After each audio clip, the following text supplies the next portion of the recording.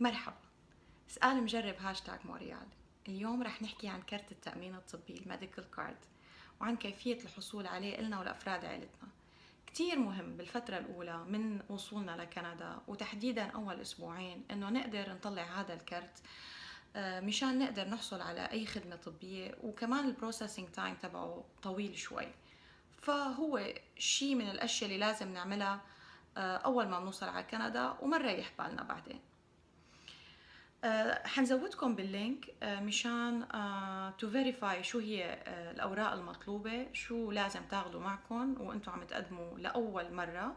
طبعا بدنا كتير ننتبه، في تقديم لأول مرة، في تجديد، فإحنا لازم نشوف شو هي الأوراق المطلوبة أول مرة، ونشوف شو هو أقرب مكتب لإلنا نقدر نروح نقدم عليه. في صورة وفي أسئلة بدهم يسألونا إياها وفي أوراق بدهم يشوفوها، فبضل الانتر أكشن معهم أسهل ما نعملها لحالنا.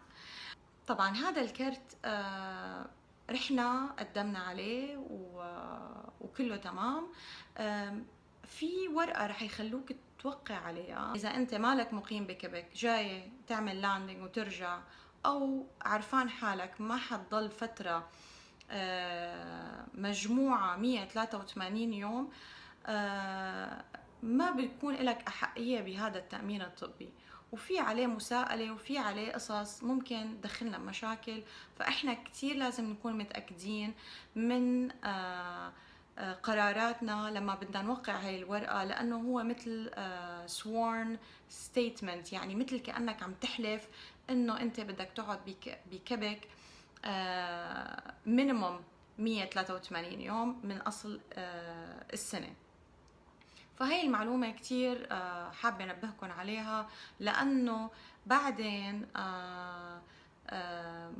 حيصير في مثل انسبكشن، يعني هن بيروحوا بيسحبوا أسماء، بيشوفوا مين إجا بهاي السنة جديد على كندا وحصل على تأمين طبي، بيروحوا بيعملوا قرعة وبيسحبوا أسماء عشوائية وبيروحوا بيزوروهم وبيتأكدوا إنه هن مقيمين، وحيطلبوا منك وراء وإثباتات إنه أنت مقيم، سواء وراء مدارس، وراء عمل، إنه أنت مقيم بكبك. وإذا ما كنت أنت مقيم بكبك أو ما قدرت تثبت إنه أنت مقيم بكبك فترة أدناها 183 يوم، رح تفوت بمساءلة وبمشاكل، وإحنا ما في داعي نفوت بهالقصص.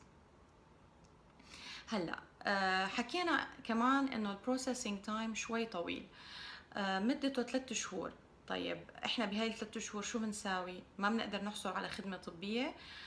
بنقدر نحصل على خدمة طبية في حالة واحدة بس، واللي هي ريكومنديشن تبع المالادي دو كيبيك، انه احنا نروح نقدم على تأمين طبي خاص يغطي هاي الفترة. هن ما بيغطوا هاي الفترة، وتكاليف العلاج الطبي بكيبك أو بكندا in general أرقام خيالية، عم نحكي إحنا مئات الدولارات إذا ما كانت آلاف الدولارات.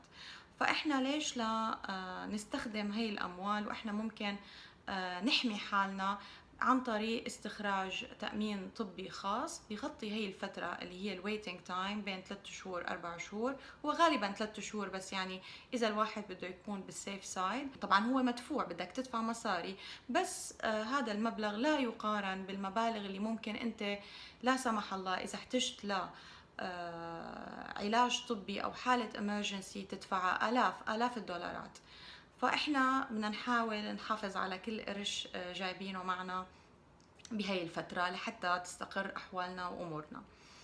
هاي من النقاط المهمة اللي أنا كنت حابة أنبهكم عليها. كمان من الأشياء اللي لازم ننبهكم عليها إنه هذا الكرت لازم يضل معكم بالمحفظة على طول، لسببين. السبب الأول إنه لا سمح الله صار الواحد معه حالة طبية emergency، عندك موعد دكتور، لازم دائما يكون هذا الكرت معك مشان تريح راسك. الشغلة الثانية انه هو يعتبر اي دي، اوفيشال اي دي، فانت اذا احتجت تستخدم او يكون معك اوفيشال اي دي، ما كانت لسه رخص السواقة تبعك اللي هو الدرايفنج لايسنس موجودة او لسه ما استخرجتها، يعتبر هو اوفيشال اي دي في عليه صورتك وتوقيعك وبيانات المهمة. طبعا انا هلا حامله كرتي بايدي. الكرت مكتوب عليه ريجي داسورانس مالادي. فيه عليه صورتي، عليه توقيعي، عليه رقم الكرت. طبعا هو كومبينيشن من اول حروف من اسمك زائد ارقام لها حسابات معينه. طبعا عليه اسمي، عليه تاريخ الميلاد. على خلفية الكرت في شوية انستراكشن بتقول، طبعا هي بالفرنسي ما في بالانجليزي على الكرت، بتقول انه احنا لازم دائما نحمل هذا الكرت معنا بكل الاحوال مشان نقدر نحصل على اي خدمه طبيه. كمان عم بينبهوا انه تتاكد انه دائما valid، يعني الاكسبيريشن ديت تبعه اذا كان expired انت ما حتقدر تعمل access على الخدمه. ما في هون مثل ما بيقولوا بالبلدي يما ارحميني.